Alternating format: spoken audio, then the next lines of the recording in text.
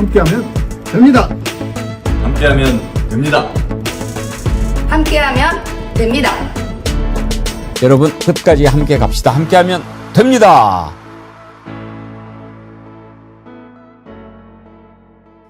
여러분 안녕하십니까? 백운기입니다. 조국 산천의 봄 기운이 완연합니다. 우수가 지나면서 꽃잎들도 피어나고 음험하고 삿된 것들은 태양 아래 사그라듭니다. 이제 희망을 노래할 때가 된 것 같습니다.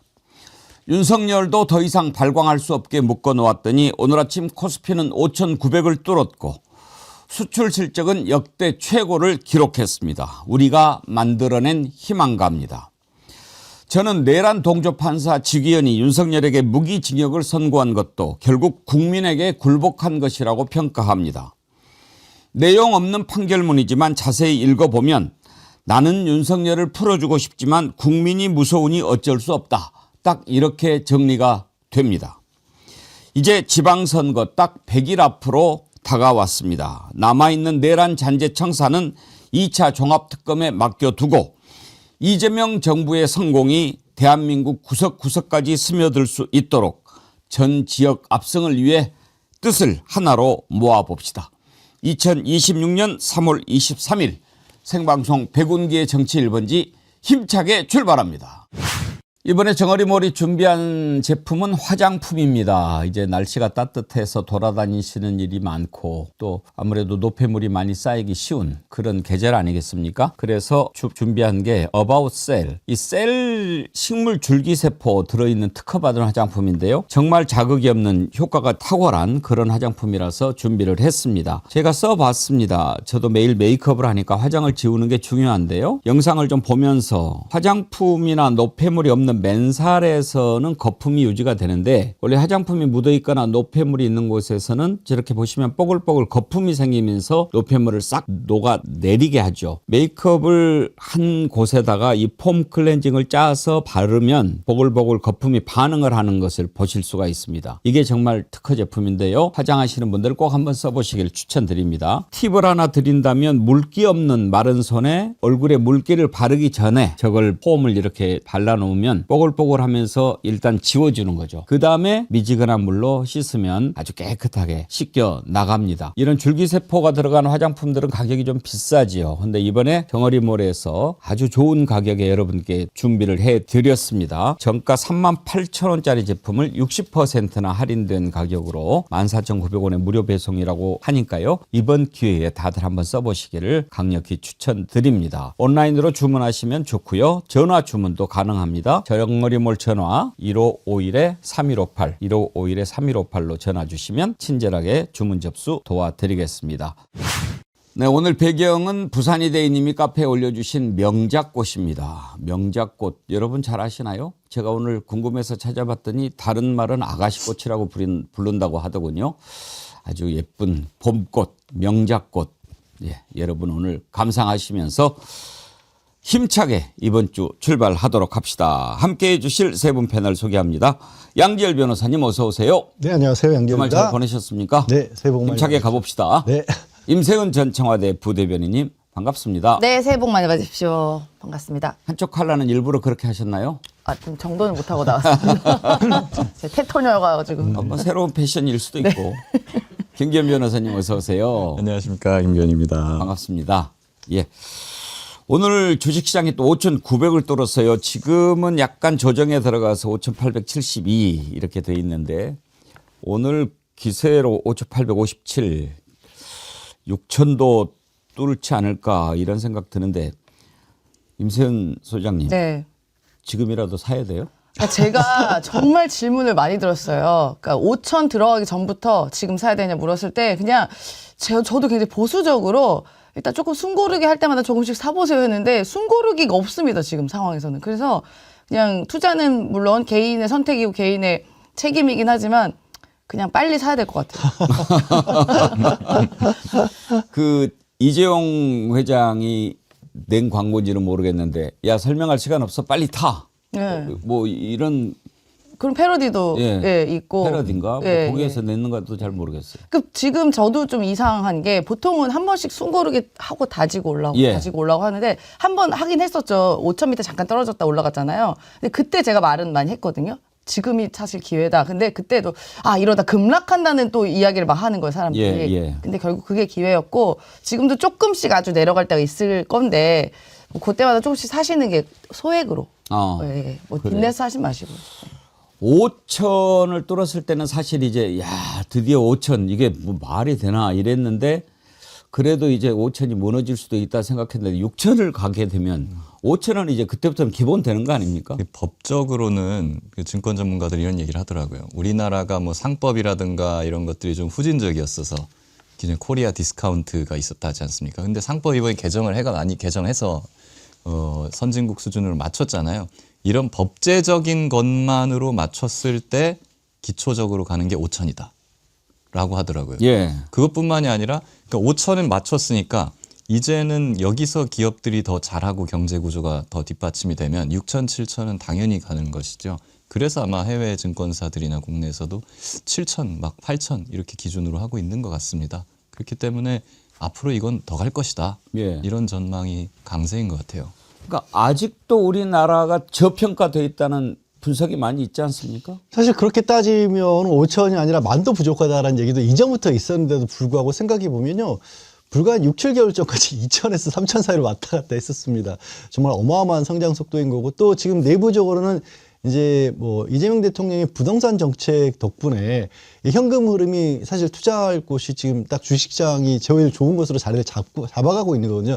두 개가 맞물린 것 같아요. 내부적인 사정도. 지금 아까 말씀하신 제도의 뒷받침이라든가 대한민국을 바라보는 해외 시선도 바뀌고 국내에서의 이 투자자들의 어떤 그 투자처 같은 것도 안정적으로 좀 자리를 잡아가는 것에서 바라건대는 저는 이제 주식시장이 이렇게 좋아지면요. 결국 아직도 내수는 굉장히 어렵다는 얘기를 여전히 하고 있거든요. 빨리 그게 좀 퍼져나갔으면 하는 바람이 큽니다. 왜 주식시장이 오르겠습니까? 뭐 하는 거 보니까 잘 될 것 같으니까 오르는 거 아니겠습니까?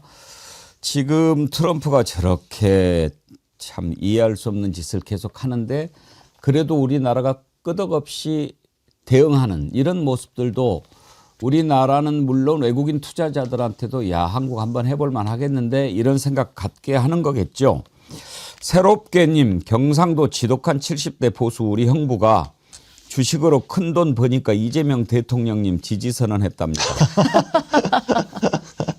그런 분들 되게 많다고 들었습니다. 예. 소피아스님 미국에서 시청하고 계신가 봐요. US 달러로 슈퍼챗 보내주셨는데 오랜만에 슈퍼챗 감사합니다. 백운기의 정어리 TV 오늘도 힘차게 파이팅 하세요. 제가 오늘 좀 힘을 좀 내보려고 합니다.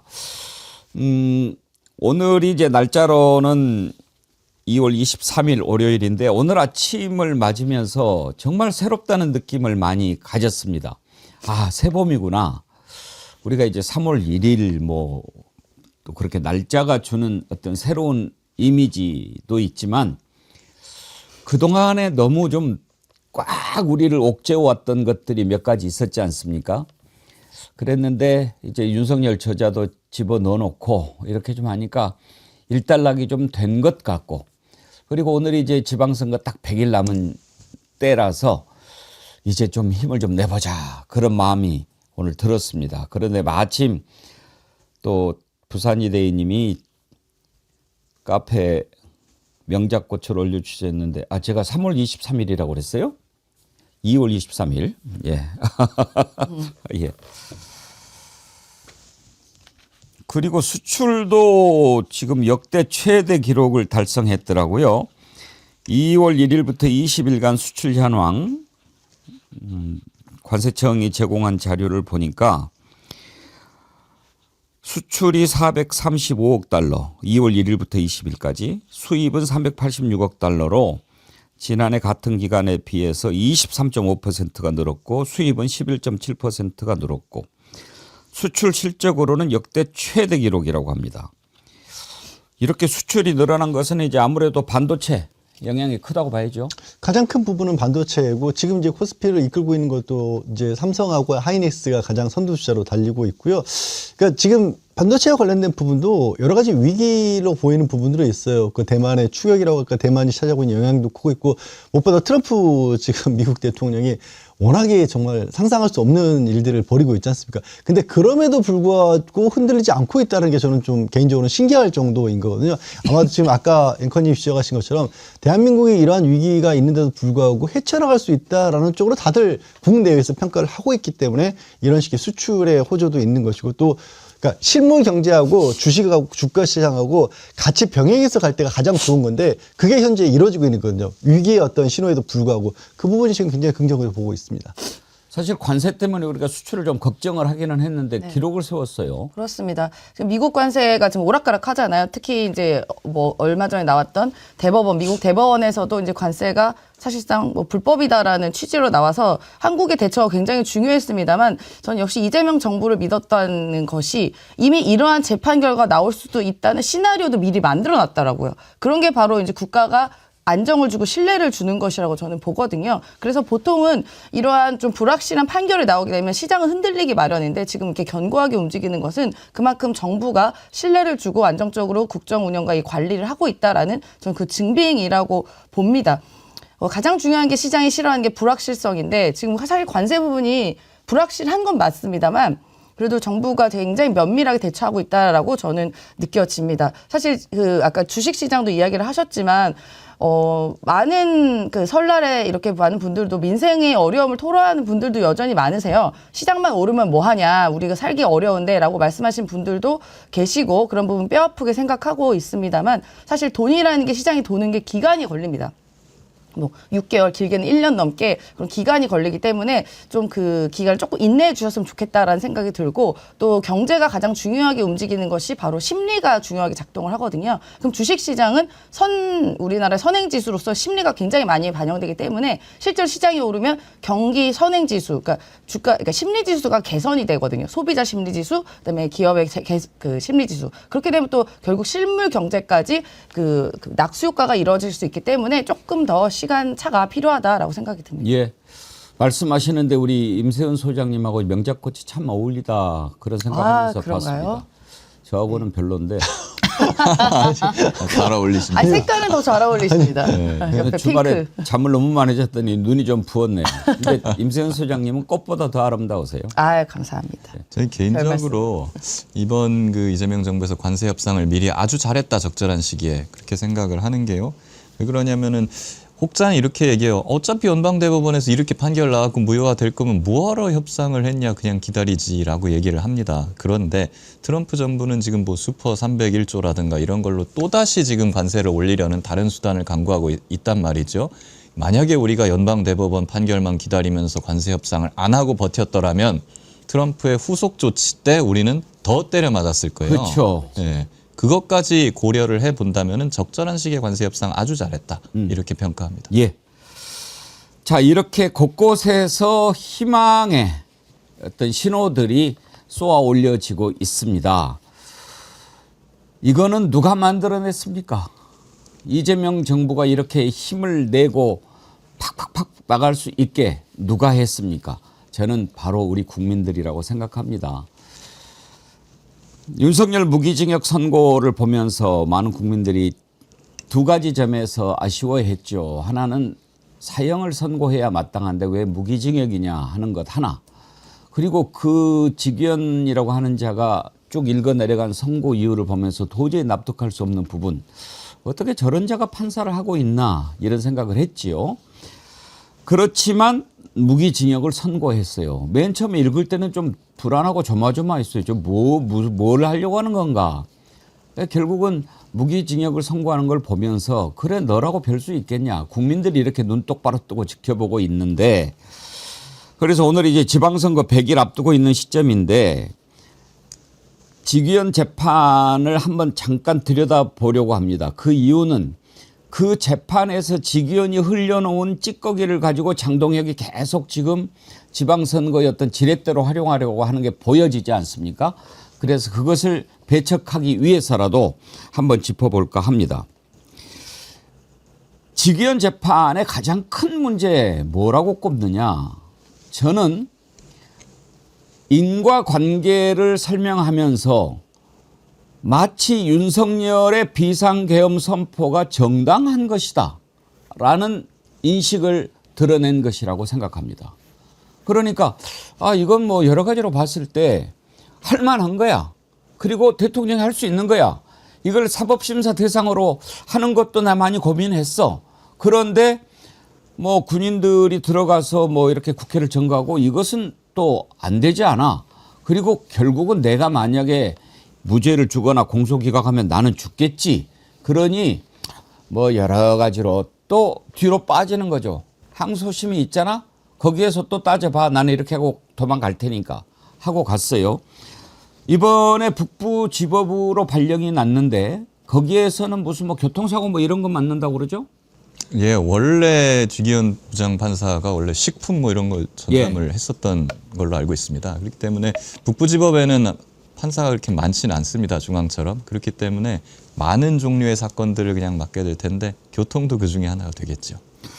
그걸 가지고 이제 뭐 일부에서는 분석하기를 그동안 내란 재판하느라고 애썼는데 그래서 좀 가서 쉬어라 이렇게 해서 보여준 인사라고 보인다 이런 평가도 하던데 저는 그렇게 생각하지 않아요. 우리 양지열 변호사님도 기자 출신인데 기자도 물론 처음에는 사회부, 정치부, 경제부 여러 군데 이제 거치다가 나중에는 약간 이제 전문적으로 가지 않습니까? 네. 그래서 정치부를 오래 한다든지 또 경제 전문 기자가 된다든지 국방 전문 기자가 된다든지 이렇게 적어도 부장판사면 이제 여러 군데를 다 거치겠지만 우리가 쭉 그동안 진행하는 걸 봐서 내란죄라고 하는 이 어마어마한 죄를 다루기에는 직위원은 도저히 까면 안 된다 하는 것을 우리가 보지 않았습니까? 네. 그래서 그 결론이 결국에는 이제 본인도 이제 서울 북부지방법원을 원했다라고 하는데 아마 재판부에서도 그러니까 직위원의 입장에 대해 찬성하라는 쪽은 이 반대하는 쪽이건 지금 왜 이렇게까지 재판을 진행해가지고 법원이 욕먹게 만들고 있을까라는 생각을 안 할 수가 없었을 거예요. 그래서 본인의 희망사항과 상관없이 사실 이제 법원의 판사들도요 이런 중요한 큰 사건을 받으면 우리가 생각하는 건 반대로 이런 얘기를 먼저 떠올린답니다. 내가 조상님들한테 잘못한 게 뭐가 있었나 할 정도로 부담을 느끼는데 그만큼 이 일을 잘 해내야 된다는 어떤 개인적인 욕심 같은 것도 같이 있기 때문에 큰 부담을 느끼는 거잖아요. 근데 직위원 부장은 스스로도 그걸 감당해내기가 너무 어려웠던 모양이에요. 근데 저 북부 가서 쉬고 싶습니다. 이걸 그냥 대놓고 얘기를 한 것 같고 뭐 조희대 코트에서도 조희대 대법원에서도 그걸 받아들여 준 게 아닌가 싶습니다. 아무튼 내란죄라고 하는 엄청난 이 죄를 다루기에는 너무나 턱없이 실력도 부족하고 기본적으로 가진 식견도 부족하고 통찰력은 아예 보이지 않고 이런 자가 그 재판을 그동안 끌어왔는데 그나마 이런 결과가 나온 것 우리 국민이 바로 이뤄낸 것이다 이렇게 저는 평가합니다. 그런 잘못된 인식 하에서 우리가 오늘 두 가지를 짚어보려고 합니다. 첫째는 직위원의 재판에서 직위원의 판결에서 안 보이는 게 있습니다. 가장 많이 나왔던 것은 다만, 사정, 울 마시는 거. 그런데 그 긴 시간 재판 딱 하는데 보이지 않는 것은 국민이었습니다. 국민이 막아냈고 국민이 이뤄낸 민주주의 아닙니까?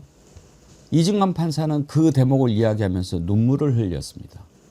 그런데 직위원 이자는 군인, 경찰이 애먼 피해를 봤다. 이렇게 안타까워하면서도 국민에 대해서는 한마디도 얘기를 하지 않습니다. 그때 여러분 기억하십니까? 박상우 국토부 장관이 나와가지고 저도 피해자입니다. 그러니까 이진관 부장판사가 혼을 냅니다. 그거 한번 보시죠. 그 당시 비상계엄을 해야 될 상황이었으라고 생각하십니까? 계엄이라는 걸 대한민국 국민 누가 그걸 생각을 하고 할 수 있었겠습니까? 전혀. 생각할 수도 없는 비상계엄이 됐는데 정의는 아무 말도 하지 않고 있다가 나오셨다는 거 아닙니까? 이미 상황이 끝나 있었고요. 왜 국무위원들이 못 말렸냐라고 이야기를 하시던데 국무위원들이 그냥 저 자리에 참석을 했을 뿐이지 무게감 있게 할 만한 상황이 아니었고요. 예. 뭐 법적인 책임을 떠나서 그렇게 말씀하시는 게 적절하신 겁니까?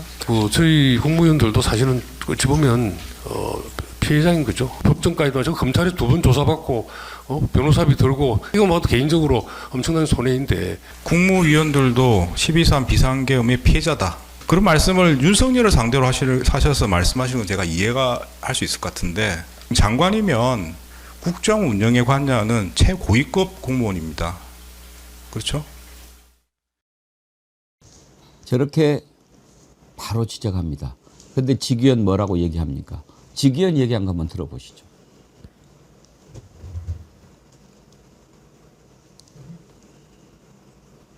범행을 직접 주도적으로 계획했고 다수의 많은 사람들을 범행에 관여시켰습니다. 비상계엄으로 인해서 막대한 사회적 비용이 초래됐고 피고인이 그 부분에 대해서 사과의 뜻을 내비치는 모습을 찾아보기 힘듭니다. 또 이 사건 재판이 진행되는 과정에 별다른 사정 없이 출석을 거부하기도 했습니다. 다만 아주 치밀하게 계획을 세운 것으로 보이지는 않습니다. 물리력의 행사를 최대한 자제시키려 했던 사정도 보입니다.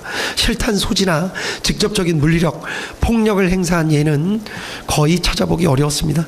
대부분의 계획이 실패로 돌아갔고 이 사건 범행 이전에 아무런 범죄 전력이 없고 장기간 공무원으로 봉직해왔으며 현재 65세의 비교적 고령입니다. 피고인 윤석열을 무기징역에 처합니다. 그러면서 이제 경찰, 공무원 또 군인들 피해가 너무 컸다 이렇게 이야기를 하는데 직위원의 눈에 국민은 보이지 않는 거죠. 양결 변호사님, 국민이 막았다. 우리가 이주관 부장판사가 눈물을 흘리면서 얘기했던 거 기억나지 않습니까? 그렇습니다. 그 얘기를 왜 그 이주관 부장판사가 꼭 집어서 했냐라면 윤석열과 그 일당들이 끊임없이 주장했던 중에 하나가 우리가 군인들을 뭐 이렇게 제대로 정말 힘을 쓰라고 보낸 것도 아니었었고 무슨 경고란이 있다는 소리를 하면서 그러면서 이 얘기를 하죠. 2시간 반 만에 끝나는 내란이 어디 있냐 이런 소리를 하니까 이주관 부장이 그 부분을 지적한 거죠. 야, 니네가 지금 그렇게 잘해가지고 처음부터 그렇게 짧게 이렇게 경고하려고 한 게 아니라 국민들이 막아선 것이고 일부 군인들이 소극적으로 행동했고 또 일부 정치인들이 적극적으로 막아서 이 일이 이 정말 대한민국 커다란 불행을 초래할 수 있었던 일이 2시간 반 만에 정말 기적적으로 끝난 거 아니냐라고 딱 지적을 한 건데 거기에 대해서 직위원 부장은 완전히 거꾸로 보고 있는 거예요. 별로 물리력을 적극적으로 실질적으로 물리력을 쓰려고 했던 것도 아니고 그러고 나서 피해도 없지 않았느냐. 그러고 나서 괜히 당신이 지금 윤석열 하나만 탓한 거죠. 괜히 당신이 그렇게 지금 이런 일을 저지르는 바람에 수많은 경찰과 군인들이 마치 억울하다는 듯이 안타깝다는 듯이 수사와 재판을 받고 있는 일이 이어지고 있지 않느냐. 이것만을 피해로 본 거예요. 그러면 직위원 부장이 얘기한 것처럼 직위원이 지금 이 판결문에서 한 거는 내란이라고 하는 것에 있어서 비상계엄을 똑 떼버리고 군대를 보낸 것만 지금 내란이라고 한 거거든요. 국헌불란의 목적이 있었다고 해서. 그럼 뭐가 문제가 생기는지 아세요? 이 처음에 계엄 선포를 하고 나서요. 여의도에 가셨던 분들도 있고 생중계로 보셨던 분도 아시겠지만 군은 나중에 11시 가까이서야 군인이 온 걸 보고 깜짝 놀랍니다. 그러니까 이미 국민들은 윤석열의 계엄 선포가 내란이라는 걸 알고 그걸 막기 위해서 여의도로 다 몰려들어 있는데 군인들은 나중에 와요. 그러면 직위원 논리대로 그때 당시 비상계엄 선포한 것 자체가 내란이 아니라면요. 여의도에 몰려간 시민들은 폭도가 되는 거예요. 대통령이 정당한 권한행사로 비상계엄 선포했는데 그거 국회에서 해제 가결하면 되는 건데 왜 국민들이 나가요? 그런 엉뚱한 말이 나올 수 있는 상황을 만들어낸 거예요. 지금 판결에서. 이 내란에 대한 저는 여기에 집중했어요. 양형 판단 부분에 보면은 양형을 판단하려면 피해자들이 누구냐, 피해를 얼마나 어떠한 피해를 입었는가 이런 거를 분석해야 되는데 제가 이진관 판사랑 직위원 판사의 판결문을 분석해 보면요. 이렇게 나옵니다. 이진관 판사는요. 이 사건으로 인한 피해가 어떤 것이냐라는 거에 있어서 민주주의의 신념을 파괴했다. 국민들의 기본권을 중대하게 침해를 했고 많은 경우에 위로부터의 쿠데타는 독재로 이어진다. 그렇기 때문에 이 민주주의 자체를 완전히 파괴하는 민주주의와 국민 자체가 피해자다. 이렇게 분석을 하는 반면에 직위원 판사는 상당히 좀 어이가 없는 게 이렇게 얘기합니다. 이 사건으로 인한 내란죄의 피해, 대통령 재보궐선거를 치르게 됐다. 아이고야. 네. 수사와 재판 비용이 많이 발생했다. 네. 군경들이 하급자들이 많이 처벌을 받게 됐다. 이런 것들을 주로 언급을 하거든요. 이 지금 역사적인 신념이라든가 아니면 뭐 법적인 어떤 최소한의 상식이 있는지가 좀 의심을 하지 않을 수가 없어요. 마치 우리가 그래요, 뭐 북부지법 가가지고 교통전담을 하게 되면은 음주운전 사건이나 뭐 무단횡단 사건에서는 이렇게 판단할 수 있을 것 같습니다. 그래, 무단횡단 하셨으니까 벌금 내세요 하고 그냥 경찰관 딱지 끊듯이 이렇게 할 수 있는데 마치 지금 내란죄에서조차 무단횡단한 사람 딱지 끊듯이 지금 판결을 하고 있는 겁니다. 참담한 것이죠. 얼마나 천박한 인식인지 우리가 알 수 있죠. 그리고 전체적으로 판결문 쭉 이렇게 들여다보면 무슨 말을 하려고 하는지 잘 모르겠어요. 오죽하면 그동안 직위원을 신처럼 떠받들었던 장동혁까지도 논리적 허점이 많다. 그러면서 양심에 떨림의 흔적이 다 있다 이 얘기를 하지 않습니까? 제가 이중관 부장판사의 명판결을 얘기하면서 항상 참 세계사적인 관점에서 친위 쿠데타가 얼마나 무서운 결과를 초래하는지 그 뚫어본 그 통찰 대단하다고 평가했더니 지도 나한테 그 얘기를 듣고 싶어서 그런지 찰스 1세 뭐 여기까지 하더라고요. 그 얼마나 그게 어울리지 않는 가장 우리가 놀랐던 부분은 성경을 읽기 위해서 촛불을 훔친 그런 비유죠. 성경을 읽기 위해서 촛불을 훔쳤다는 그 경고는 정당한 목적을 위해서 만약 이걸 알고 썼다고 하면 그건 정말 기본적으로 내란에 대한 직위원의 인식이 어떻게 잘못된 것인가를 알 수가 있는 거죠. 직위원이가 그 찰스 1세 얘기했던 거하고 이중관 부장판사가 세계사적으로 살펴봤던 것 그 두 가지를 한번 보시면서 비교 한번 해보십시오. 연역적으로 로마 시대에는 국가의 기본 질서를 어지럽히는 행위를 내란죄로 처벌했지만 황제 시대에 이르러서 황제에 대한 반역 행위까지 내란죄로 처벌하게 되었습니다. 왕이나 군주 자체는 반역죄, 내란죄를 저지를 수 없다는 인식이 중세시대 때는 강하게 퍼졌던 것으로 재판부에서 확인을 했습니다. 계기가 된 사건은 잉글랜드의 왕 찰스 1세 사건이었습니다. 잉글랜드 왕 찰스 1세는 의회가 자신의 잘못 200가지를 시정해달라는 취지의 결의문을 내자 이에 분노해서 직접 군대를 이끌고 의회 의사당에 난입해서 그 자리에서 의회를 강제로 해산시키는 일이 있었다는 점을 이러한 내전을 통해서 결국 찰스 1세는 반역죄 등으로 사형을 선고받고 죽게 되는 일이 있었습니다. 왕이 국가에 대해서 반역을 하였다는 사실을 명백하게 인정을 한 것을 알 수 있습니다. 세계사적으로 살펴보면 이러한 친위 쿠데타는 많은 경우 성공하여 권력자는 독재자가 되었고 국민의 생명과 재산과 같은 기본권은 본질적으로 침해되었으며 국가의 경제와 외교는 심각한 타격을 받았고 독재자의 권력이 약해지는 시기가 되면 내전과 같은 전쟁이나 정치투쟁으로 국가와 사회 전반이 회복하기 어려운 혼란에 빠지는 사례를 많이 볼 수 있습니다. 12.3 내란은 이러한 위로부터의 내란에 해당되는 점에서 그 위험성의 정도가 아래로부터의 내란과 비교할 수 없습니다. 아니 내란의 어떤 부당성 이런 폭력성을 이야기하는데 중세시대 로마까지 거슬러 올라오고 찰스 1세가 왜 나옵니까? 제가 그 실시간으로 저 중계를 이제 들으면서 갔는데 예. 찰스 1세 나올 때 제가 가다가 빵 터졌어요. 아, 저 얘기가 갑자기 왜 튀어나옵니까? 그리고 굉장히 저 중세시대의 역사적 얘기를 굉장히 길게 합니다. 그래서 뭐 갑자기 역사 강의를 하러 나오셨나 직위원 판사가 이런 생각이 들 정도였는데 아니 알고 있잖아요. 찰스 1세가 왕인데도 불구하고 참수당했잖아요. 유일하게 찰스 1세가 현역인 와중에 참수당한 왕입니다. 그러면은 저는 그래서 기대했었습니다. 아, 저 예시를 들면서 유일하게 윤석열이 이제 친위 쿠데타를 벌였다가 참수에 가까운 뭐 우리나라 사형 집행이 안 되긴 하지만 사형 선고를 내리기 위한 빌드업이구나 했더니 웬일이야. 무기징역 내린 거 아니에요? 본인이 역사 강의를 길길이 했던 거와도 다른 판결을 내린 거잖아요. 이게 참 기가 막히고 그 직위원 판사는 찰스 1세까지 갈 것도 없습니다. 전두환 노태우까지 가면 돼요. 우리나라 과거의 역사만 살펴봐도 이런 판결을 내릴 수가 없다는 것을 전 국민이 다 알고 있는 거 아니겠습니까? 자, 전두환을 보십시오. 그 당시 12.12 5.18 이 사람들은 친위 쿠데타도 아니고 아래로부터의 쿠데타로 발생한 일이었어요. 물론 많은 사상자가 발생하긴 했죠. 그런데 그 당시에도 역사적인 결단으로 사형이 선고가 내려졌습니다. 물론 그 이후에 우리가 반성해야 될 것은 이 전두환이 자연사됐다는 것이 문제죠. 그다음에 그 우리가 너무 따뜻한 법 감정으로 인해서 3년만 복역하고 이 전두환이 골프 치고 뭐 온갖 산해짐을 다 누리면서 자연사했다는 것. 그게 가장 중요한 역사적인 우리가 의미 아니겠습니까? 그러면 어떻게 판단할 수 있냐? 이게 소위 말하면 지금 주식 투자 얘기 많이 하는데 친위 쿠데타는요.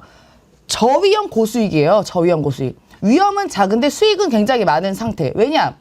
친위 쿠데타는 역사적으로 실패한 사례가 별로 없기 때문에 우리가 과거에 전두환 사례만 봤을 때도 만약에 이 친위 쿠데타가 실패하게 되면 전두환 사례처럼 한 3년 복역한 다음에 나와서 골프 치고 사내짐이 누리고 자연 살 수 있겠구나라는 희망을 주는 거잖아요. 그러니까 윤석열도 그런 희망에 의해서 이 말도 안 되는 2024년에 불법 비상계엄과 내란 저지른 거 아니겠습니까? 그러면 이러한 일이 앞으로 미래 혹은 30년 후, 40년 후, 50년 후에 발생하지 않기 위해서라도 직위원은 과거를 살펴봤을 때 사형으로 단죄를 해야 되는 것이 마땅합니다. 친위 쿠데타 누가 정권 잡을지 몰라요.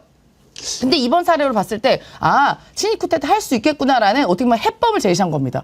어떻게 하냐? 국회를 가장 먼저 봉쇄하고 군대가 미리 막은 다음에 국회의원들 멀리 있을 때 비상계엄 선포하면 성공할 수 있는 거 아니에요? 그러면 이런 일이 발생하지 않은 가능성을 차단하기 위해서라도 더욱더 엄중하게 처벌해야 되는 것인데 직위원은 찰스까지도 가고 막 이러면서 결국 우리나라의 과거의 5.18의 사례를 보진 못했다라는 치명적인 그런 단점을 보여줬습니다. 그 직위원의 역사인식의 가장 문제 있는 부분은요, 뭐냐면 이 사람의 머릿속에 왜 저런 로마 시대를 들고 찰스를 들 수밖에 없었냐. 이 사람의 국가를 바라보는 사고 자체가 국민이 최고 권력자이고 주인이라는 점이 빠져 있는 거예요. 그러니까 왜 저 예를 들었냐면, 야, 대통령이 최고 대장인데 최고 대장이 뭘 했다고 해서 이거를 내란이라고 할 수 있는 거야?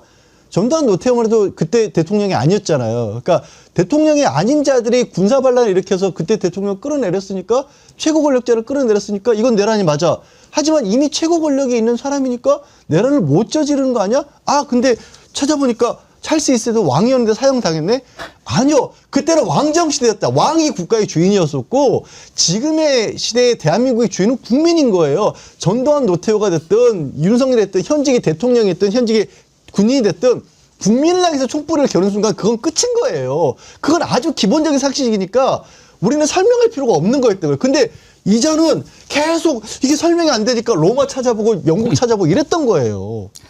레츠코코님, 직위원의 잘못된 AI 사용법. 길고양이 황선희님, 그 와중에 가슴 철렁했을 사람 철수 1세. 모여라 꿈동사님, 중세시대였으면 직위원 살아있겠나.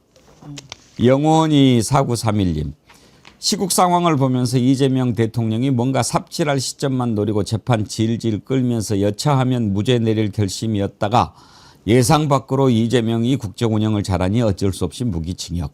날카롭게 지적하셨네요. 진짜 말씀하신 게 맞는 게요. 과거 페르시아에서는, 그 중세 페르시아에서는 잘못된 판결을 하는 판사는 피부 껍질을 벗기는 형벌이 있었습니다. 네. 그 법안 다시 한번 발의해봐요.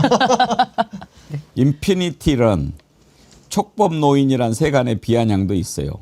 이때도 참 황당했죠. 비교적 고령 65세.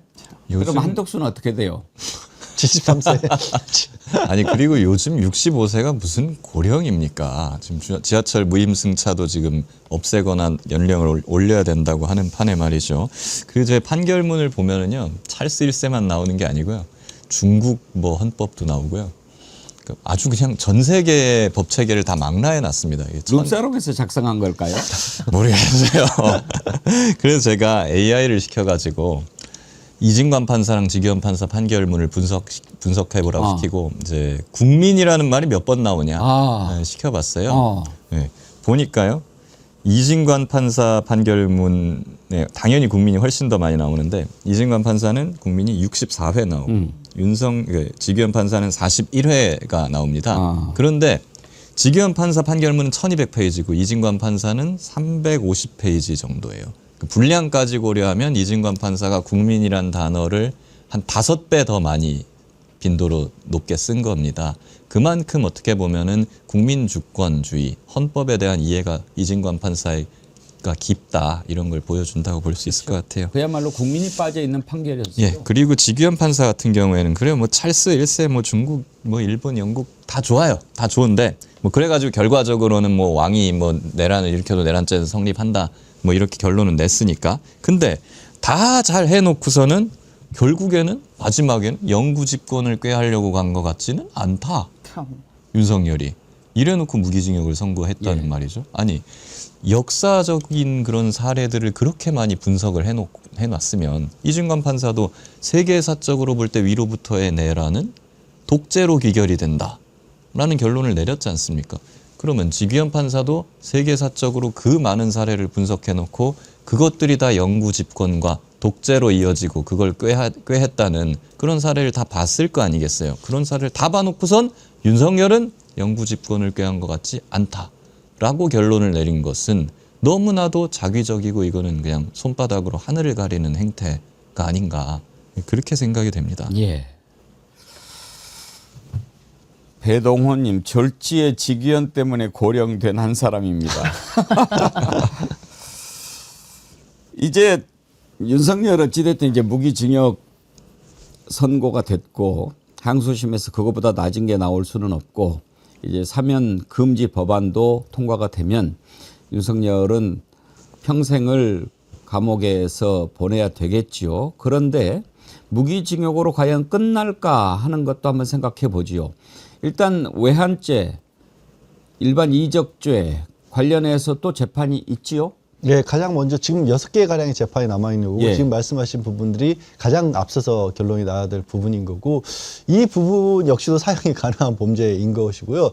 사실 이게 하나만 저질렀어도 사형이 충분히 가능할 정도의 범죄인데 그때를 저집보면 제일 끔찍해요. 그 방첩사령관의 어떤 보고서 같은 걸 보면 일상적인 전쟁 수준으로 지금 대한민국을 이끌려고 했던 거예요. 저희가 처음 시작할 때는 지금 주가가 코스피가 6천을 넘냐 7천을 넘냐는 얘기를 했었는데 아예 그 상황이 됐잖아요.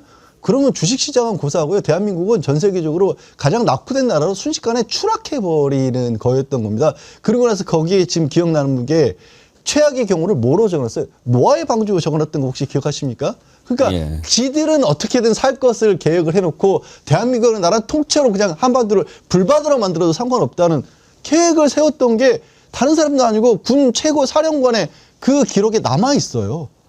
이걸 어떻게 넘어갑니까? 김기현 변호사님, 지금 일단 2차 특검이 좀 더 확실한 증거들을 많이 찾아내고 그리고 정신 똑바로 박힌 판사 만나고 외환죄 관련해서 또 증거들을 확실히 잡아내면 항소심에서 충분히 사형 선고가 가능하지 않습니까? 가능하다고 저는 봅니다. 물론 2차 특검 고려 안 하더라도 가능하다고 봅니다. 왜냐하면은 체포방해 사건이나 지금 다른 사건들이 지금 2심에서는 아마 병합될 걸로 보여요. 그렇다면 무기징역과 다른 재판들이 병합이 되면은 충분히 이 사람은 사형이 가능하다. 왜? 내란을 저질러 놓고 심지어는 그 내란죄로 인한 자기의 수사를 방해하기 위해서 군경을 동원해가지고 자기 체포를 방해시키고 빠져나가려고 했단 말이죠. 그런 것들까지 고려하면 이거는 사형밖에는 답이 없다라는 판단이 되고요. 거기에 더해서 2차 특검의 결과까지 이제 만약에 더 더해진다고 하면은 이거는 뭐 법정 최고형 외에는 다른 걸 선고할 도리가 없지 않을까 하고 보고 있습니다. 예. 만약에 항소심에서 윤석열한테 사형이 선고가 되면 혹시 국민들 가운데 이번에는 사형을 집행하자 하는 여론이 나올지도 모르겠어요. 그러니까 지금 이번에 19일에 있었던 재판 전에도 많은 국민들이 이거는 사형 선고 말고는 답이 없다라고 이야기를 하면서 집행도 해야 되는 거 아니냐라는 이야기를 했었습니다. 물론 우리나라는 그 세계적으로 인정되는 사형 폐지 국가인 거는 맞습니다만 아주 예외인 사항에 대해서는 뭐 적어도 나라를 근간을 흔들려고 했던 이 내란 외환, 근데 불법 비상계엄 내란 이런 사건에 대해서는 적어도 사형이라는 단죄를 해야 이 역사적인 교과서가 되고 사초가 되는 거 아니겠습니까? 그런 의견도 충분히 있다고 보고요. 뭐 저는 당연히 그런 의견에도 동의를 하는 바가 있습니다. 물론 법적으로 혹은 뭐 우리가 뭐 세계에서 무역 활동을 하는 것에 있어서 어느 정도 제약이 있기 때문에 사형 집행을 하고 있지는 못하겠지만 충분히 논의는 할 수 있죠. 그 사회적 합의는 못 되더라도 논의 과정 자체가 여론이 될 수 있기 때문에 좀 충분히 이야기할 수 있다고 봅니다. 그런 부분은요. 예, 이제 2차 특검이 시작이 되고 또 내란 잔재들 다 청산하는 과정들이 진행이 되면 뭐 우리가 당초에 생각했던 것의 100%까지는 아니더라도 우리나라가 앞으로 갈 수 있는 그런 청산은 어느 정도 이루어질 수 있을 것이다. 이렇게 기대를 합니다. 이런 가운데 이제 지방선거가 다가오고 있는데 선거는 뭐 여당, 야당에서 후보를 내세워가지고 그중에서 국민의 선택을 받게 하는 것 아니겠습니까? 그런데 지금 국힘당 보면은 선거를 치르겠다는 생각은 별로 보이지 않지요. 선거 치르기 전에 뭐 당명을 좀 바꿔서 해보겠다라고 하면서 자기 당에 간판까지 막 지워버리고 막 이런 것까지 했죠. 저기 보니까 꼭 마치 그 반대하는 쪽에서 해버린 것 같이 보이잖아요. 자기들이 한 거야. 그렇죠? 거기에다가 이제 새 이름 달겠다고 그러면서 뭐 미래연대하고 미래를 여는 공화당 두 개로 압축됐다 막 그러길래 그러면 이제 미공당이 되나 뭐 이런 생각을 했는데 어제 아이고 뭐 이렇게 하면은 뭐 복잡하고 어떻게 해서 당명은 지방선거 끝나고 바꾸는 걸로 논의를 해봐야 되겠다라고 하던데 당명을 바꾸고 굳이 그럴 필요가 없을 거예요. 아마 저 없어지지 않겠어요? 어떻게 보세요? 난 저 당이 존재할 수 있을까 싶은데. 지금 저기 뭐 지우고는 있는데 굳이 뭘 지워요? 그냥 간판 떼버리세요. 뭘 저기 복잡하게 지웠다 붙였다 합니까? 이미 국민들은 국민의힘에 대한 뭐 것에 대해 포기했어요. 이제는 기대도 없습니다. 지금 뭐 이제 마지막 남은 기회까지 장동혁이 다 날려버린 거 아니겠어요? 그나마 그래도 국민의힘에서 지방선거 준비하는 분들이 그 장동혁 대표가 입장문 한다고 하니까 일말의 기대를 했던 것 같긴 하더라고요. 그러면서 옷도 다 제작한 거 아니겠어요? 예비 후보들이 다? 그거 다 지금 찢어버리고 있다는 거 아닙니까? 지금. 근데 그 당의 이름을 갖고 출마하는 사람조차 포기하고 있는 정당이 어떻게 존립할 수 있겠습니까? 제가 아는 후배 중에 국민의힘에 오랜 당직자가 있어요. 근데 그 사람은 이제 직업으로서 당직을 갖고 있는 사람인데 그 후배가 오죽하면 저한테 그 선배님 항상 위원정당 해산 심판한다고 선배님이 얘기하시던데 제발 좀 심판해서 위원정당 해산 좀 시켜주세요라고 얘기하고 있습니다. 내부에서조차. 그러니까 존립할 수 있겠습니까? 저 당이요? 오늘 이따가 우리가 정어리몰에서 새로운 제품 하나 소개할 건데 클렌징 폼 있거든요. 저거 제가 써보니까 진짜 잘 지워져요. 저거를 그냥 국힘당에 쫙 발라주면 시원하게 지워질 것 같기도 한데. 한번 그 앞에다가 한번 가서 써보라고 하면 좋을 것 같습니다. 이게 과거에 김대중 대통령 때부터 민주당의 지도자들도 그렇고 그 지지자들도 그렇고 해왔던 말이 있어요. 민주당이 진짜 중도 보수 정당이다. 사실 민주당이 추구해온 그런 정강이나 이런 것들을 보면 뭐 강력한 안보를 바탕으로 경제, 자본주의 체제를 유지하면서 약자를 배려하는 경제 이런 걸 추구해왔거든요. 전형적인 중도 보수에 걸맞는 방안이에요. 이것들을 이제 제대로 한번 추진해 볼 때가 저는 됐다. 왜? 국민의힘이 저렇게 해체를 향해서 달려가고 있으니 그 진짜 저 가짜 보수 정당은 그냥 위헌으로 해산을 시켜버리고 모두를 아우르는 이제 민주당이나 그런 정당들이 그 보수까지 모두를 아우르는 진짜 미래를 개척하는 정당으로 가면 되지 않겠는가 하는 생각이 저는 지금 듭니다. 동시에. 저는 오늘 아침 새보험을 얘기하면서 민주당이 이번 지방선거에 전략을 좀 바꿨으면 좋겠다 하는 생각이 들었습니다. 어떻게 할지 지켜보겠습니다만 예를 들면 이런 거 아니겠습니까? 대학생하고 초등학생이 서로 경기를 한다. 그러면 승부가 중요하겠습니까? 그러면 그렇게 할 때 대학생이 보여줘야 할 것은 승부란 어떻게 하는 거다를 넘어서서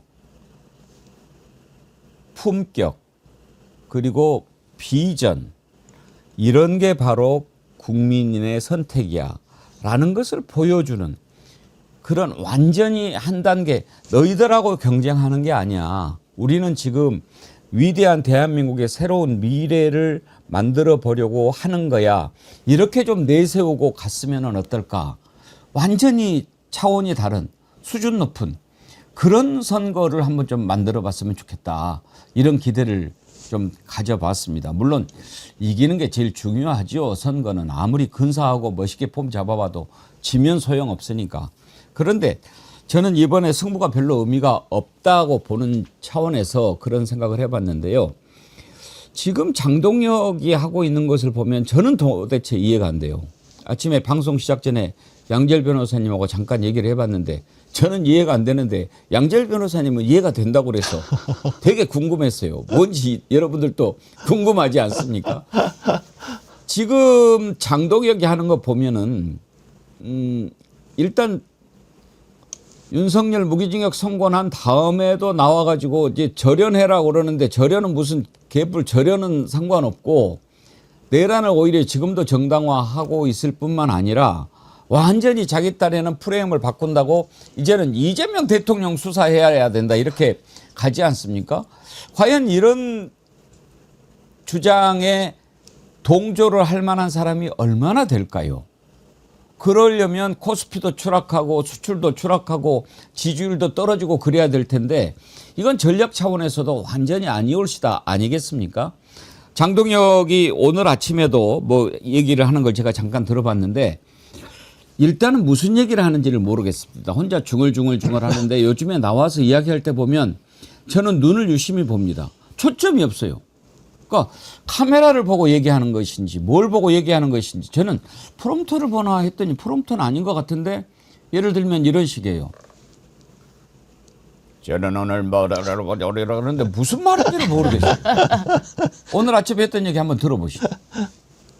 오늘 더불어민주당 의원 104명이 참여한 이재명 대통령 공소취소 모임이 출범식을 연다고 합니다. 여권의 대부 유시민 작가의 표현을 그대로 빌리면 한마디로 미친 짓입니다. 법원은 불소추 특권의 소추가 공소 유지는 포함되지 않고 공소 제기만 의미한다고 이미 판결을 했습니다. 그렇기 때문에 수사도 가능하다고 했습니다. 헌법에 규정된 불소추 특권을 내세워서 재판을 멈춰 세웠지만 그 법적 근거가 이제 완전히 사라졌습니다. 재판을 재개해야 합니다. 재판 재개가 목전에 다가오자 다급한 더불어민주당 의원들이 이런 행태를 보이는 것은 충분히 이해하겠습니다마는 제발 국민들께서 어떻게 바라볼지 다시 한번 생각해 보기 바랍니다. 지금 이제 그 내란 정당에서 벗어나고 어떻게 프레임을 좀 바꿔서 이걸로 선거를 치러보겠다라고 하는 차원에서 이재명 대통령 다시 수사 재개해야 된다라는 걸 들고 나왔는지는 모르겠습니다만 그 전에 저는 요즘에 장동혁 하는 게 이해가 안 되는데 양재열 변호사님 이해가 된다고 하셨죠. 어떻게 이해가 됩니까? 저는 대한민국이 위기는 아니지만 어떤 크나큰 정치적 숙제 내지는 어려움을 지금 안 하는 상태라고 봅니다. 그렇게 좋은 상태는 아니라고 보는 게 왜냐하면 지금 말씀하신 것처럼 상식을 가진 사람으로서는 도저히 이해할 수 없는 지금 직거래라는 사람이 대한민국에서 가장 100석이 넘는 국회의원을 보유한 야당의 대표가 돼 있고요. 안타깝게도 그 대표가 저런 식의 얘기를 하고 있는데 그 당은 정리해낼 힘조차도 없습니다. 그러니까 속된 말로 누가 이전부터 그런 얘기를 사람들이 했죠. 국민의힘은 이제 죽을 힘도 남지 않은 당이다라는 얘기를 하지 않습니까? 지금 그런 상황이 돼버렸는데 잠깐 윤석열이 저질렀던 크나큰 잘못은 이른바 친일을 주장하고 극우를 주장하고 혐오를 주장하는 그런 자들이 마치 그게 정당한 정치적 영역인 것처럼 위로 올라와 버렸고 그 사람들이 지금도 예를 들어서 국가인권위원장이라든가 얼마 전에 그만둔 독립기정관장 같은 사람들이 요직을 지금 차지하는 그런 일이 벌어졌고요. 그러다 보니까 과거에는 윤석열 때만 해도 그런 자들이 바깥에 있으면서라도 큰 목소리를 낼 수 있는 터전을 만들었다면 이제 장동혁은 뭐냐면 아예 그 자들을 당내로 끌어들여서 극우 내지는 윤어게인이라고 불리우는 사람들이 그냥 국민의힘을 통째로 먹어버린 겁니다. 그리고 국민의힘에는 말씀드린 것처럼 그걸 스스로 자정해서 쫓아낼 만한 힘도 남아있지 않아요. 그건 그들이 자초한 일입니다. 왜? 윤석열이 잘못을 저질렀을 때, 내란을 저질렀을 때 그때라도 반성을 했으면 그 힘이 생겼을 텐데 40명이나 45명이나 되는 자당 의원들이 나서 이 윤석열의 체포를 막겠다고 썼지 않습니까? 그때부터 그들도 그거랑 한 몸이 돼버린 거예요. 그래서 이제는 뭐냐, 왜 제가 장동혁이 저러는지 이해를 하냐면 뭐 전환길 같은 자들이 서슴붙지 않고 그렇게 얘기를 하셨습니까? 우리가 너 지지한 거는 윤어게인을 외쳤기 때문에 지지한 건데 만약에 다른 데로 가면 우리가 너 버릴 거야? 이제는 국민의힘이라고 하는 큰 정당에 사실상 남아있는 사람들은 그런 사람들이 많이 세력이 남아있는 거예요. 주주가 그들이 돼버린 거예요. 그래서 지금 장동혁의 안중에는 지방선거의 승패 따위는 지금 필요 없습니다. 그 20% 가까이, 지금도 여론조사하면 20% 가까이 나오잖아요. 그 사람들이라도 끌고 가면 자기는 살 수 있잖아요. 여전히 당대표 할 수 있고요. 그래서 제가 말씀드린 것처럼 대한민국의 큰 숙제라는 건 무시할 수 없는 20%라는 숫자가 정말 합리적이지 않은 주장. 보통의 건강한 사회라면 한 3%, 5% 정도는 이런 사람도 있거든요. 근데 그게 20%랬어. 이거 숙제를 해결해야 될 부분인데 장동혁은 그것만 끌고 가겠다라는 거예요. 그걸 이해하겠다는 거예요. 이제 이해가 됩니다. 그러니까 저는 도대체 선거를 앞두고 왜 저러는지 이해가 안 된다였는데 양재열 변호사님은 선거에 관심이 없으니 이미 이해가 된다. 포기했어요. 이미 포기했습니다, 저 사람은. 여론조사꽃에서 조사한 정당 지지도 한번 보실까요? 민주당이 55.5, 국힘당이 25.1이 나왔어요. 근데 이제 더욱 의미가 있는 게 중도층에서 민주당이 국힘당의 3배가 됐어요. 이것은 지금 완전히 국힘당을 다 떠났다라고 하는 거나 다름없는데 그런 상황에서 저렇게 하고 있으니 이해가 안 되는 거였거든요. 사실은 이런 상황에서는 뭐 기대를 할 수가 없습니다. 국민의힘은 자멸의 길로 갈고 있는 거고. 그렇지만 뭐 민주당은 민주당대로 그냥 우리의 길을 가면 된다. 좀 그렇게 생각을 해요. 지금 이재명 대통령 굉장히 잘하고 있지 않습니까? 그래가지고 국민을 위해서 일할 수 있는 정당이 민주당밖에 없다는 걸 이대로 그냥 굳히기로 끝내기로 보여주면 앞으로 될 일이라고 생각을 하고 있습니다. 제가 좌고 우면 그 패러디 해가지고 좌고 우전이라고 이야기하지요. 좌고성국 우 전한길. 완전히 지금 국힘당은 이자들이 장악하고 있는데 그 앞에서 꼭두각시 짓을 하고 있는 것이 장동혁 아닙니까? 지금 또 뭐 3.1절 기념 자유음악회를 한다고 뭐를 막 그렇게 주던데 보니까 이걸 전한길이가 하는 거거든요. 근데 여기에 뭐 태진아 씨가 나온다고 막 이렇게 이야기했다가 가수 태진아 씨가 법적으로 대응하겠다. 나는 그 나간다고 한 적이 없다. 그래서 나중에 이거 좀 자세한 내용을 알아봤더니 일단 연락이 되긴 된 모양이에요. 그래가지고 그날 혹시 시간이 되냐? 그러니까 태진아 쪽에서 그날 일정은 비어 있다. 근데 무슨 행사냐? 그래서 뭐 그냥 뭐 킨텍스에서 모여서 저기 뭐 하는 거다. 뭐 그러면 갈 수 있다라고 했는데 나중에 보니까 전한길이가 하는 거다. 그러면 못 간다. 아니 그러면 완전히 다르지 않느냐라고 하는데 전한길이 막 그걸 이야기했다가 지금 뭐 법적으로 싸우겠다 뭐 이렇게 지금 된 상황이죠. 저기 주체도 써 있잖아요. 자유한길당이라고 밑에 되어 있습니다. 포스터에 보면은 주간 자유한길당.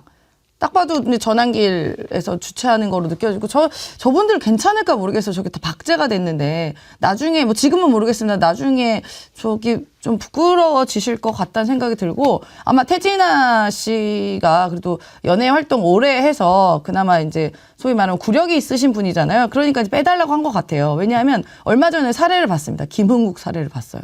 그러니까 김흥국 씨가 이런저런 그 정치 뭐 집회나 이런 정치 활동, 뭐 전광훈이나 이런 사람들 따라다니면서 뭐 같이 뭐 활동을 하다 보니까 본인 이제 최근에 이제 안 거에 현타가 온 거죠. 이른바 현타가 와서 막 눈물 흘리면서 내가 왜 그랬나라고 후회하는 거를 봤잖아요. 그러다 보니까 태진아 씨도 뭐 이런 상황들을 돌이켜 봤을 때 제2의 김흥국이 되면 안 되니까 아마 뭐 소속사 차원에서도 아마 어필을 한 것 같습니다. 그나마 빠진 게 어떻게 보면 태진아 씨 입장에서는 다행이라고 보는데 그러면 지금 나머지 나와 있는 저 출연진들은 과연 제대로 된 정보를 받고 제대로 된 뭐 허락을 받고 저기에 기재되는지 그것도 의심을 해야 되지 않나 싶습니다. 그 말인즉슨 무엇이냐 하면 이제 어떤 연예인들이나 뭐 이런 게 각 예술인들도 이 전한길이나 정광훈이나 이런 사람들이 하는 활동에 부끄러움을 느끼고 있는 거예요. 왜냐?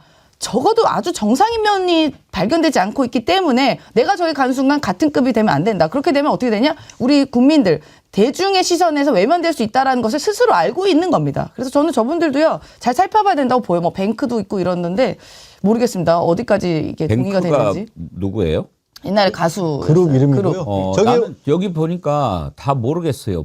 뭐 조장혁. 조장혁은 뭐 하는 사람이에요? 그분 가수인데. 여기도 가수예요? 예, 가수인데 이제 이분이 국적은 아마 캐나다인 걸로 알고 있고요. 그런데 이제 굉장히 극우적인 발언을 많이 했던 것으로 알려져 많이 있습니다. 아시네. 나는 여기에서 아는 사람은 윤신혜밖에 없는데 가수 윤신혜 씨는 태진아 같은 케이스가 아닌가 지금 궁금하기는 해요. 네. 아까 사진에서 이재용 아나운서도 본인도 정확히 모르는 상황에서 이제 연락을 받았던 거고 그래요? 참가하지 않겠다라고 입장을 밝혔습니다. 이재용도? 예. 마구잡이로 집어넣는 거네요. 그러니까 저렇게 보면. 이거는 명예훼손이나 뭐 또 이런 거 걸리지 않나요? 명예훼손 뭐 엄밀하게 따져보면은 네, 명예훼손은 좀 어려울 수도 있을 것 같긴 한데 예. 근데 어쨌거나 사회적이나 정치적으로 보게 되면은 저 사람들에 대해서 정확한 정보도 주지 않은 상황에서 그냥 딱지를 붙여버린 거지 않습니까? 마치 지금 전한길의 극우 세력과 함께 하고 있는 것처럼. 그렇기 때문에 그 사람들의 명예에는 심대한 타격을 준 것이다라고 생각이 들고 그리고 저분들도 이재용 아나운서와 같은 꼴이라고 본다면 뭐 과거에 뭐 보수적인 색채를 띠거나 아니면 국민의힘 행사에 참여를 하거나 뭐 그런 적이 있을지 모르겠습니다만 그런 분들조차도 전환길과는 함께 못 가겠다라고 지금 이야기를 하고 있는 거지 않습니까? 그런 상황이라면 국민의힘 장동혁 대표나 이런 사람들도 심각하게 고민을 해봐야 된다 이런 부분을 보면서 아직까지도 저런 상황에서도조차 장동혁이나 고성국이나 이런 극우 유튜버들을 포용해서 가야 되겠다라는 노선을 지금 고수하고 있는 것이 도대체 무엇을 위해서 저렇게 하고 있는 것인가? 국민들이 지금 중대한 의문을 표하고 있는 거거든요. 계속 장동혁 대표가 저런 사람들을 계속 포용하고 보호하려고 한다면 차라리 그냥 저 사람들이 만든 뭐 극우 정당 몇 개 있잖아요. 맨날 현수막 걸고 하는 거. 거기랑 그냥 합당을 해버리시는 게 제일 낫겠다. 뭐 그런 생각도 듭니다. 제가 좀 발언 중에 좀 실수한 것 같은데요. 네. 조장혁 씨는 캐나다 출신 아니고 제가 그분을 헷갈렸던 것 같아요. JK 김동욱. 예, 예. 그분이 캐나다 출신.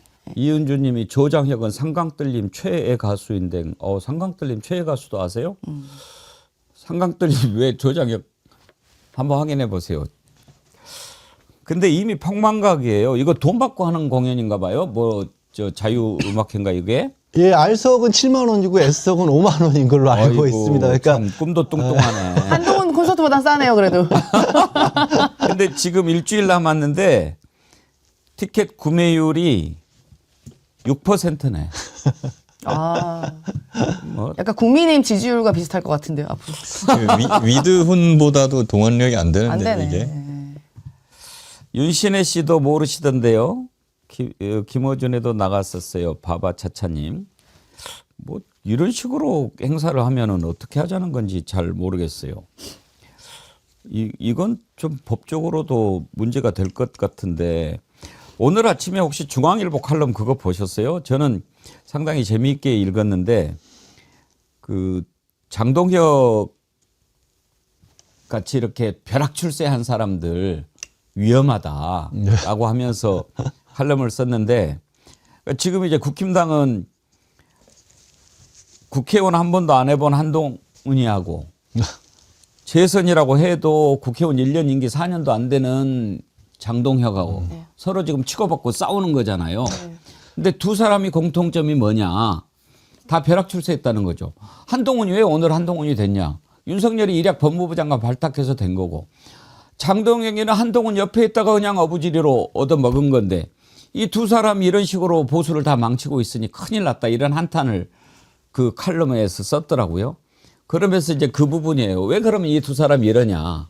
이 두 사람들 마음에 윤석열도 했는데 우리가 못해? 이런 마음을 먹었다는 거죠. 그러니까 그 대표적인 예가 윤석열이잖아요. 윤석열의 첫 정치 데뷔가 대통령 아닙니까?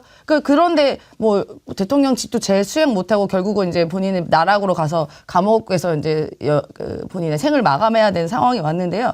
그러니까 이게 뭐 몇 선을 하고 이런 것도 뭐 있겠지만 실제로 이 정치권에 있다 보면은 수많은 사람들이 벼락출세하다 벼락으로 사라지는 경우가 굉장히 많이 존재를 합니다. 왜냐하면 성찰이 안 되거든요. 그러면 마치 내가 굉장히 잘나서 됐다고 생각하는 경우가 굉장히 많고 사실 그렇게 벼락출세했던 계기에는 주변의 도움이 굉장히 많이 됐고 그 사회적 분위기가 형성이 돼서 그런 경우가 굉장히 많았는데 그러면 내가 잘났기 때문에 내가 뭐해?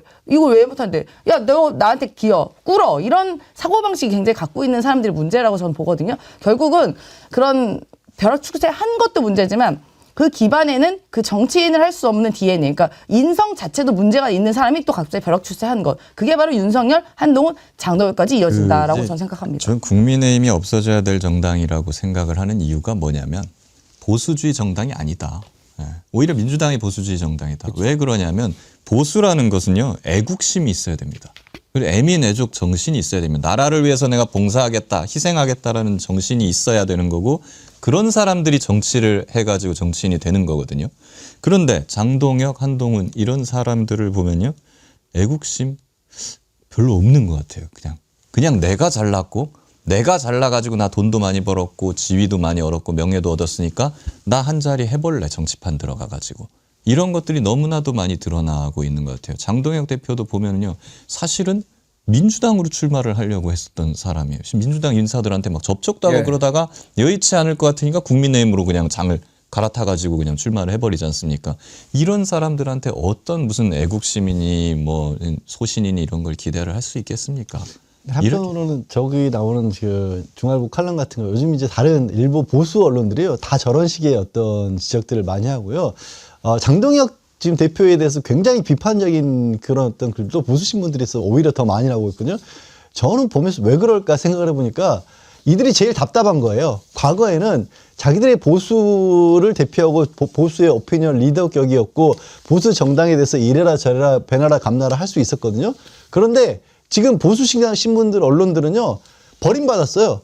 일종의 지금도 뭐 보수가 아니라 극우를 지지하는 사람들은 아까 얘기하시던 고성국 전환기 이런 사람들한테 가 있고 그 장동혁 당대표 국민의힘 당대표조차도 그쪽에 뭐 바라보고 있고 그쪽만 가서 있으니까 이 보수 신문들이 설 자리가 없어졌어요. 목소리에 힘이 없어요. 그러니까 너무 억울한 거죠.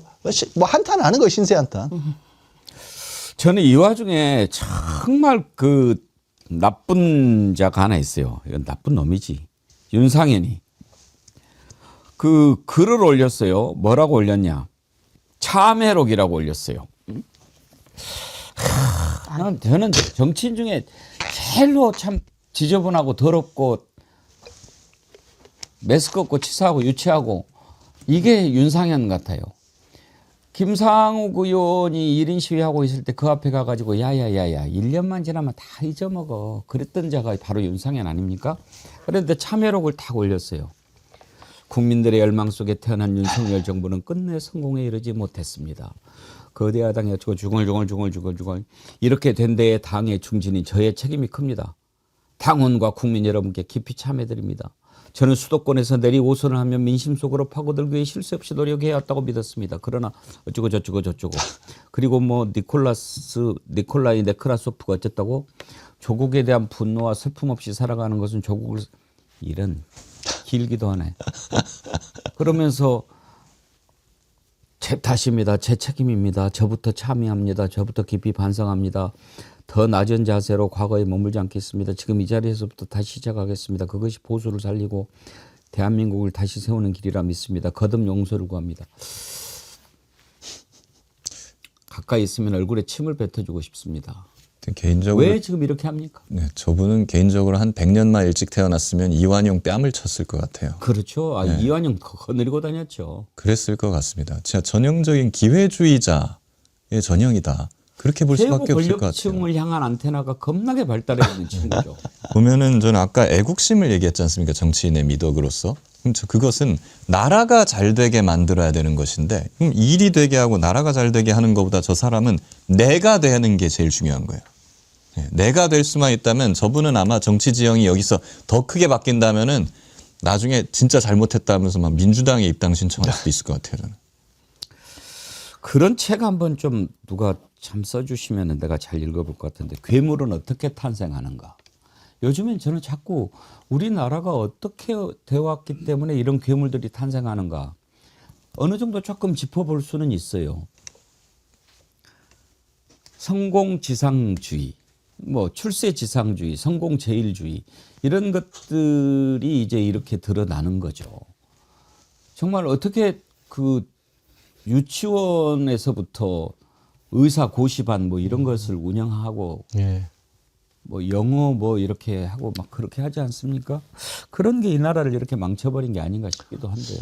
저는 뭐 좀 길게 들어가자면 우리가 해방 이후 친일 청산을 못했던 때까지 거슬러 가야 된다라고 생각을 합니다. 사실은 왜냐하면 그때부터 대한민국에는요. 아까 이제 김기현 변호사도 보수 정당이 아니라는 말씀하셨는데 전적으로 공감하는 게 뭐냐? 보수 정당이 아니라요. 보수 정당이 권력을 잡았던 게 아니라 보수가 기득권 내지는 이익 집단으로서의 살아남는 데에 이자들이 이념을 이용했던 것뿐입니다. 보수의 탈을 쓰고 있을 뿐이지 내게 이익이 되는 것이 무엇인가를 가지고 항상 권력을 뒤쫓았었고 권력을 가지고 뭐 대통령이 됐든 뭐 고위직 공무원이 됐든 그 자리에 오른 다음에 그러면 그걸로 뭘 맡겨진 권력으로 국민을 위해서 일을 하느냐가 중요했던 게 아니라 내가 그 권력을 통해서 어떻게 더 해먹느냐만 신경을 쓰는 자들이 주로 대한민국에 안타깝게도 그 권력들을 더욱 장시간 가져왔던 거예요. 그러다 보니까 앵커님 지적하신 것처럼 대한민국에서 어떤 잘못된 인식, 뭐가 됐든 출세하고 뭐가 됐든 내가 잘났고 내가 높은 자리에 올라가야 된다는 것만이 마치 사회적 성공의 기준인 것처럼 돼버린 겁니다. 그게 오늘날의 대한민국의 어두운 밑바닥이 그 정서가 깔려 있는 거예요. 지당하신 말씀이신 게 저 사람들이 만약에 북한에서 태어났으면 주체 사상보다 더한 걸 만들었을 사람들이에요. 저 사람 출세하기 위해서. 저는 윤상현 의원이 저렇게 하는 걸 보니까 이제 이 민주당 입당하려고 그러나 이런 생각도 드는데요. 적어도 이제 민주당 지지자들은 1년이 지나도 잊지 않습니다. 당신이 했던 행위들에 대해서 절대로 잊지 않고 있다고 전 보고, 아마도 윤상현이 저런 행동을 하는 이유는 본인들의 돈줄이나 권력줄이 하나둘씩 다 잡혀가다 보니까 이제 사회 소일만 쫄았죠. 쫄았다 보니까 이제 납작 엎드려서 잠수 타고 있는 것 같다는 생각이 들고, 근데 우리가 기억해야 될 것은 윤상현은 한남동 윤석열 관저 앞에서 전광훈한테 다음 대통령감이야 라고 칭찬 들으면서 이른바 코박행이라고 하죠. 전광훈한테 코박고 인사했던 그런 사람이라는 것 꼭 기억해 주셨으면 좋겠고, 그다음에 윤상현은 또 윤석열이 대통령 시절에 김영선 좀 해줘라 그래. 윤상현이 공관위원장이지 라고 했을 때 공관위원장이었습니다. 정확히는 상현이가. 네, 상현이가. 네. 그랬던 분이고, 사실상 또 윤석열과 그 내란 때 통화됐던 사람이에요. 네. 그러니까 사실상 내란의 공범에 가까운 사람이라는 점 우리 시청자분들과 민주당 지지자분들 꼭 기억해 주시면 좋겠다. 우리는 1년 지나도 안 잊어버립니다, 윤상현 씨. 매일 이야기를 하자니 참 괴롭고 그렇지 않자니 잊어버릴 것 같고, 윤상현은 시간이 되는 대로 제가 한 번씩 소환을 하도록 하겠습니다.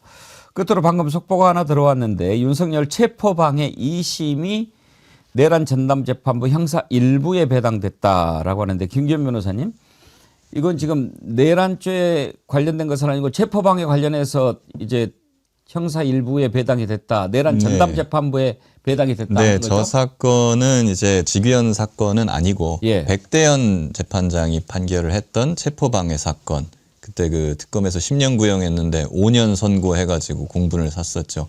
그 사건이 지금 항소심으로 넘어가서 고법에 설치된 전담재판부에 배당됐다는 것입니다. 이제 배당이 됐으니까 아마 조만간 그 재판부에서 첫 그 재판 기일을 잡지 않을까 하는 생각이 들고요. 착착 내란 전담재판부로 가고 있는데, 통일교 금품 수수와 관련한 김건희 2심은 서울고법 형사 15부로 배당이 됐다라고 하는데, 이건 내란이 아니니까 이제 일반 형사로 배당이 된 거죠? 내란과 관련된 것만 전담재판부로 가게 되고요. 그리고 이제 그 지난주 목요일에 선고됐던 직위원 판사가 선고한 무기징역이 선고된 내란죄 같은 경우에도 조만간 이제 항소심으로 옮겨갈 것 같은데, 그렇게 되면은 저기 내란 전담재판부인 형사 1부에 병합돼 가지고 같이 항소심이 이루어질 가능성이 높을 것 같습니다. 예. 내란 전담재판부가 지금 2개 아닙니까? 네. 그 두 재판부에 어느 정도 어디에 배당이 됐을 때 어떻게 예상하고 이런 건 없습니까? 글쎄 뭐 그걸 두고 벌써부터 이제 그 각 부장들의 성향이나 이런 것들을 말씀들이 나오고 있는데요.